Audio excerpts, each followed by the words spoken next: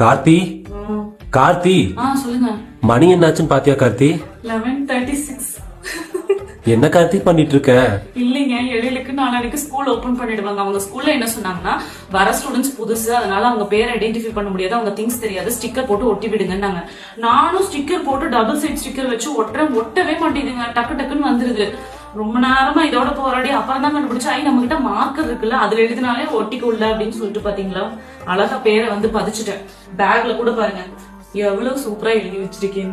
கார்த்தி 8 மணிக்கு ஆரம்பிச்ச கார்த்தி, இந்த 4 டப்பாக்கு பேர் எழுதுறேன்னு சொல்லிட்டு 11:30 மணி ஆக்கிட்ட கார்த்தி. 4 டப்பாக்கு பேர் எழுதுறேன்னு 10 பேப்பரை கிழிச்சு இப்படி அப்படி பண்ணி ஒரு வழி பண்ணிட்டேன். ஏன்னா நம்ம பொருள் தொலைச்சதுன்னா யாருன்னு ஐடென்டிஃபை பண்ணி நம்ம கிளாஸ்ல கொண்டு வந்து தரணும்ல, அதனாலதாங்க. இங்க பாரு நம்ம பையன் எப்படி தூங்கிட்டு இருக்கான் அப்படின்னு சொல்லிட்டு.